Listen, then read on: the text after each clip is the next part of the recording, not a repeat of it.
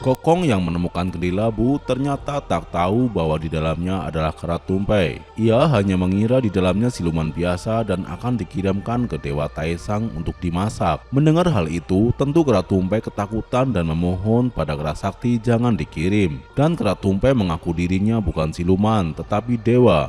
Ia menutup hidungnya agar suaranya tidak dikenali oleh Kokong. Kokong pun tak percaya, tetapi kerat tumpeng mencoba memujinya. Kokong pun tersenyum, tetapi ia akan tetap membuangnya jauh-jauh. Tidak lama kemudian, Gumoong dan Patkai pun datang dan langsung menanyakan sebuah kendi labunya. Karena penasaran, siluman kerbau memohon kepada kendi labu. Tentu saja kendi labu dapat menebak isi hati siluman kerbau yang sedang ada masalah percintaan. Mendengar hal itu, Gumoong langsung tertarik dan membawanya pergi. Begitu juga Patkai yang masih memikirkan adik Chang'e, ia pun juga tertarik dengan kendi labu itu. Rebutan pun terjadi. Karena merasa kendi labu adalah siluman yang baik, Patkai menawarkan meminum arak bersama. Tentu dengan senang hati, kerat tumpeng menerima tawarannya dan tak lupa sambil menyuruh untuk membuka kendi labunya. Dengan polosnya, Gumoong dan Patkai segera membukakan kendi labunya. Di saat Patkai sedang mencari tutup untuk membukanya, tiba-tiba Kokong datang dan merebutnya kembali. Kokong berkata janganlah percaya pada siluman karena dapat mencelakainya. Gumoong pun akhirnya percaya dan kendi labu segera ditendang jauh-jauh oleh Kokong. Sebelum ditendang, Xiao palsu datang dan tak mengakuinya bahwa kendi labu itu bukan miliknya. Ia malah menyuruh Kokong segera menendangnya. Setelah kendi labu ditendang, Putri Parkit mengajak siluman gagak mencarinya di sekitar. Mereka berdua masih membutuhkan kendi labu sebagai petunjuk. Tapi tak lama kemudian, kendi labu pun mendekati siluman gagak yang sedang mencarinya. Melihat hal itu, siluman gagak merasa senang dan segera membawanya pulang. Di sisi lain, Dewa Alis Kuning yang sedang dihukum untuk menjaga stupa Buddha setiap harinya menyalakan api sembahyang untuk menemani stupa Buddha. Sebenarnya tugas ini tak sulit baginya. Yang paling sulit adalah bagaimana ia mengetahui kabar kerat tumpeng saat ini. Bagaimanapun ia telah bersaudara selama 300 tahun. Maka dari itu Dewa Alis Kuning amat mengkhawatirkan kerat tumpeng. Pada akhirnya ia tak tahan lagi dan diam-diam meninggalkan kuil. Pertama-tama ia mencari di sebuah laut tak bertepi, tapi ia tak menemukannya. Ia pun terus mencarinya hingga di tengah jalan ia bertemu Dewa Bumi. Dan setelah lama mengobrol dengan Dewa Bumi, barulah ia dikasih tahu bahwa kerat tumpeng sekarang berada di negeri Lausa, yaitu tempat siluman kerbau.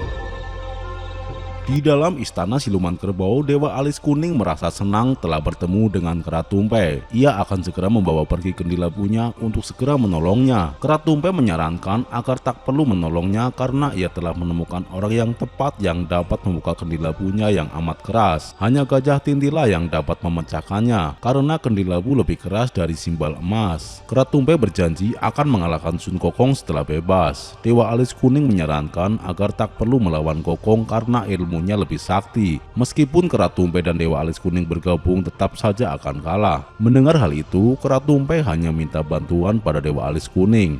Saat dikurung dalam perpustakaan, ia teringat bahwa ada perkumpulan di dunia siluman. Di negeri itu terdapat pil siluman. Jika kerat tumpeng menelan pil tersebut, maka tak ada yang dapat mengalahkannya. Dewa Alis Kuning ragu bahwa dirinya adalah dewa, maka tak mungkin datang ke sana. Tetapi kerat tumpeng terus memaksanya, sehingga Dewa Alis Kuning segera menuruti permintaannya.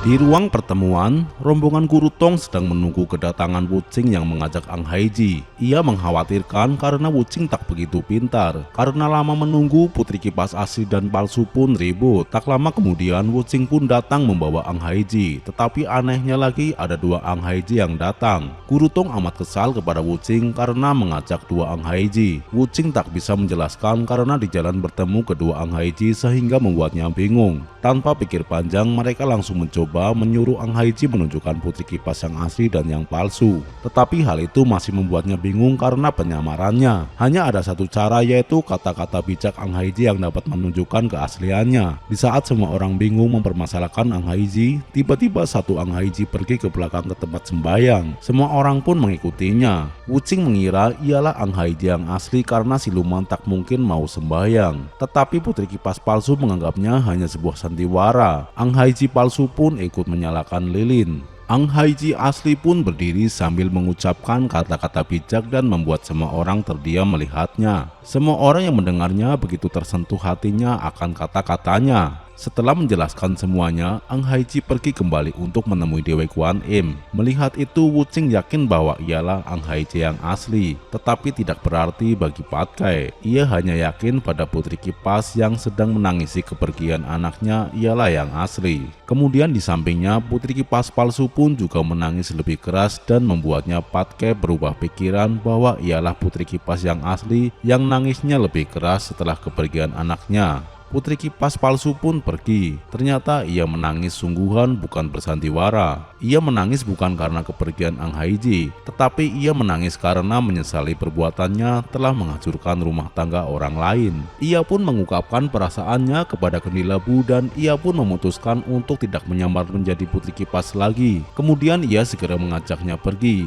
Mendengar hal itu, Keratumpe mencoba mendorongnya kembali untuk berbuat jahat. Keratumpe terus meracuni pikiran siluman gagak bahwa dulunya putri gagak juga telah dihancurkan oleh siluman kerbau. Maka dari itu, Keratumpe menyuruhnya untuk balas dendam. Keratumpe berkata bahwa dirinya dapat membaca mantra buah persik agar siluman kerbau jatuh cinta padanya. Tentu dengan cara mengeluarkan dirinya dulu agar dapat membaca mantranya. Dengan senang hati, siluman gagak segera berlari menemui Gajah Tinti dan menyuruh untuk memecahkan kendilabunya. Di saat Gajah Tinti bersiap untuk menginjaknya, tiba-tiba Putri Parkit datang dan mengambilnya agar jangan mudah percaya. Siluman gagak marah dan menjelaskan bahwa Kendilabu dapat membaca mantra buah persik agar dapat membuat pasangannya jatuh cinta. Mendengar hal itu, Parkit kecil juga menjelaskan belum pernah dengar ada mantra buah persik, bahwa itu hanya akal-akalan saja agar dibebaskan. Siluman gagak pun mulai mengakui kesalahannya dan mengurungkan niatnya.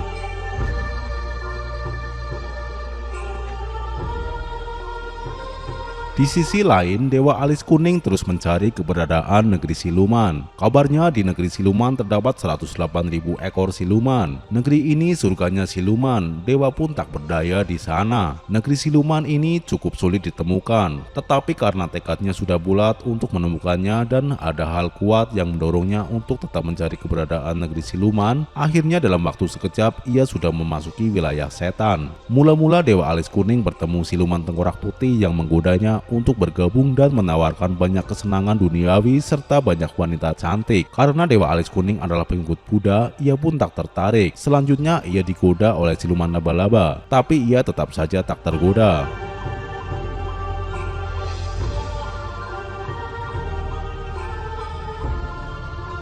Tak hanya itu, seketika tempat pun berubah menjadi salju dan begitu dingin. Siluman salju yang tampak cantik menggodanya untuk bergabung, tetapi lagi-lagi Dewa Alis Kuning tak tergoda sama sekali.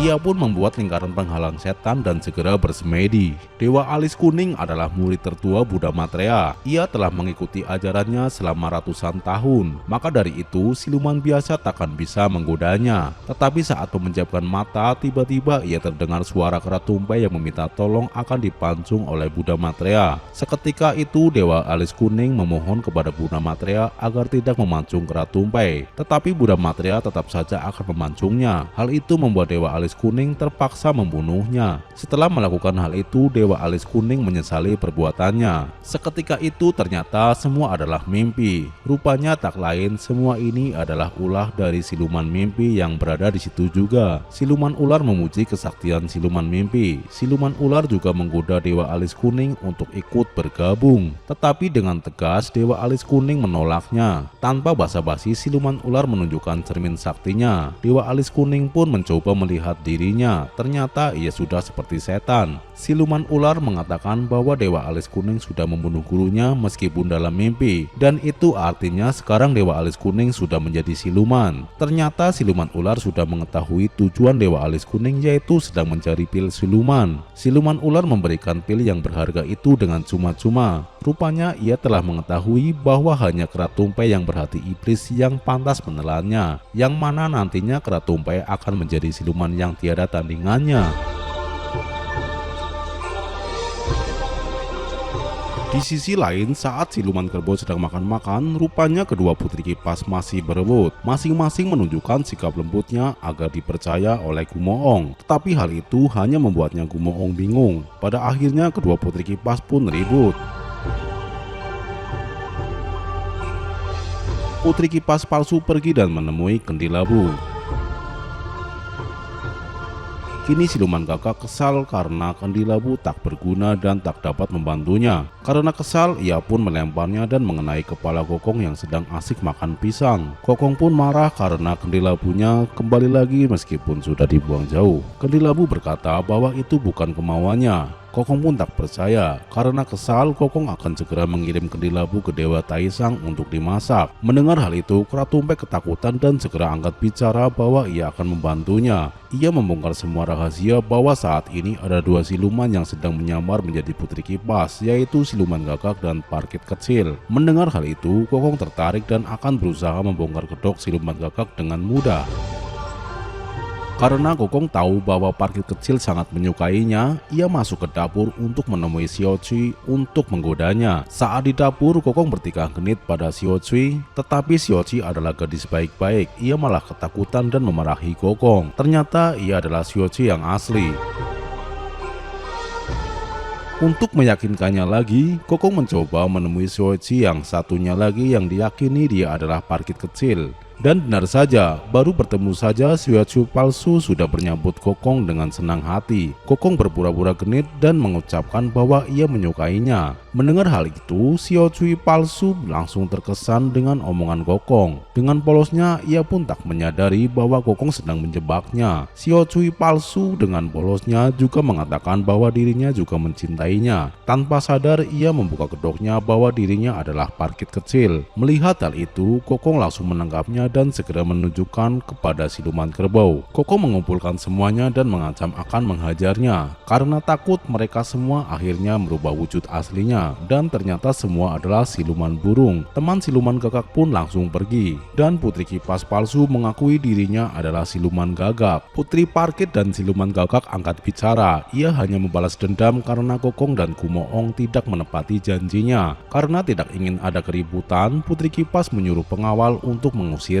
Saat di luar, putri kipas belum puas dan memanggil warga untuk mempermalukan siluman gagak dan parkit kecil. Ia menjelaskan kepada warga bahwa kedua siluman ini telah berbuat jahat ingin merebut suaminya. Mendengar hal itu, warga yang kesal dengan kedua siluman itu akhirnya menghajarnya ramai-ramai. Tak cukup puas di situ, putri kipas lalu mengibasnya dengan kipas palem hingga kedua siluman itu terpental jauh.